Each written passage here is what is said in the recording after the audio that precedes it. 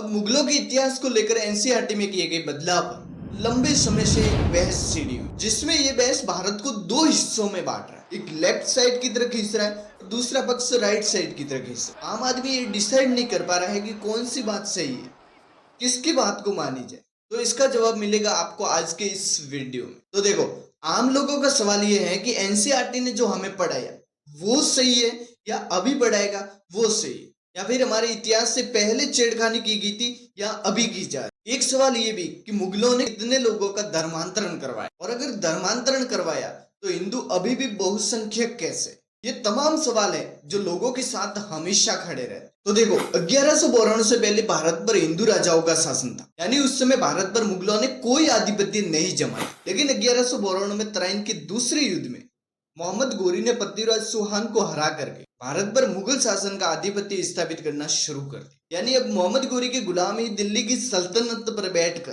भारत पर राज करेगा। इसका पहला शासक बना कुतुबुद्दीन ऐबक, और फिर खिलजी वंश का शासन आया। खिलजी वंश के बाद तुगलक, और तुगलक के बाद सैयद, और सैयद के बाद लोधी वंश ने भारत की गद्दी पर राज किया। इसके बाद मुगल आए, और मुगलों के बाद अंग्रेजों ने भारत पर शासन किया। ये लोग दूसरे देशों से भारत में आए और फिर अपने पैरों को अच्छे तरीके से जमा कर भारत की गद्दी पर राज। और एनसीईआरटी की जो नई किताबें वो इन्हीं मुद्दों पर प्रकाश डालती। तो देखो, एनसीईआरटी ने कक्षा 8 की एक नई पुस्तक को जारी किया जिसका नाम है exploring society India and beyond. इस किताब में दिल्ली सल्तनत और मुगल काल की पूरी जानकारी भी दी गई। लेकिन इस किताब में 3 बातें बताई गई हैं जिसको लेकर के विवाद छिड़ा हुआ। नंबर पहली है कि अकबर एक महान शासक नहीं था, उसका शासन एक क्रूरता से भरा हुआ था। जब अकबर ने चित्तौड़गढ़ के किले की घेराबंदी करवाई तो उसमें 30,000 लोग मारे गए, यानी अकबर का शासन एक क्रूरता से भरा हुआ था। और नंबर 2, अकबर के उत्तराधिकारी जहांगीर और शाहजहां के बारे में अच्छे तरीके से वर्णन किया गया, लेकिन यह भी बताया गया है कि शाहजहां की बीमारी के बाद उत्तराधिकारी की लड़ाई में औरंगजेब ने अपने ही भाई दारा शिकोह की हत्या कर दी और अपने पिता को बंदी बना लिया। और नंबर तीसरी बात, सोमनाथ, मथुरा और बनारस में मंदिरों को तोड़ने और जैन, सिख, सूफी और पारसी समूवल पर अत्याचार का भी जिक्र किया। एनसीईआरटी का मानना है कि इतिहास की बातों को नहीं तो नकारा जा सकता और नहीं उसको मिटाया जा सकता। किताब में उन्हीं घटनाओं का जिक्र किया गया,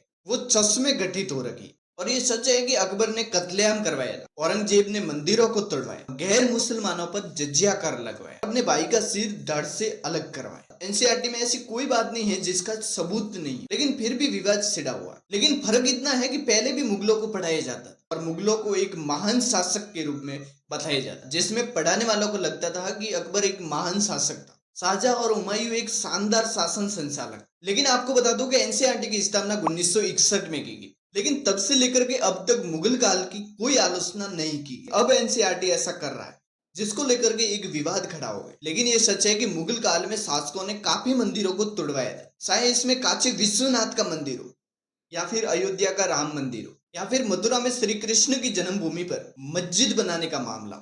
इन सभी घटनाओं का सबूत सैकड़ों किताबों और शिलालेखों में अच्छे तरीके से वर्णन किया हुआ। तो देखो, साल 1961 से यानी पंडित जवाहरलाल नेहरू से लेकर के इंदिरा गांधी, मोरारजी देसाई, राजीव गांधी, अटल बिहारी वाजपेयी और यहाँ तक डॉक्टर मनमोहन सिंह की सरकारों में भी ये विवाद चलता रहा कि एनसीईआरटी का पाठ्यक्रम मुगल शासकों और उसकी तारीफों से क्यों भरा पड़ा। ऐसा क्यों हो रहा है कि एनसीईआरटी का गठन तो आजादी के बाद किया गया, लेकिन वो मुगलों की महिमा मंडल से भरा पड़ा है और हिंदू शासकों को एक सीमित पन्नों में सिमट कर रखा हुआ है। यही कारण है कि भारत के लोग अकबर को एक महान शासक के रूप में देखते हैं। तो फिर इसमें आपकी क्या राय है? नंबर 1, क्या हमारे इतिहास को समय, जानकारी और रिसर्च के हिसाब से बदलाव करना सही होगा जो हमारे आने वाली जनरेशन को एक सही इतिहासी हाथ लगे? और नंबर 2, जो हमारा इतिहास लंबे समय से चलता आ रहा है उसमें बिना किसी बदलाव से ऐसे ही रहने दिया जाए। तो इसमें से आपका कौन सा पक्ष है? आप अपनी राय देकर के अपनी बात को सरकार तक पहुंचा सकते। अगर आप चैनल पर नए हैं तो वीडियो को लाइक करके चैनल को सब्सक्राइब जरूर करना, यह आपके लिए बिल्कुल फ्री है। इसके लिए आपको बहुत बहुत धन्यवाद।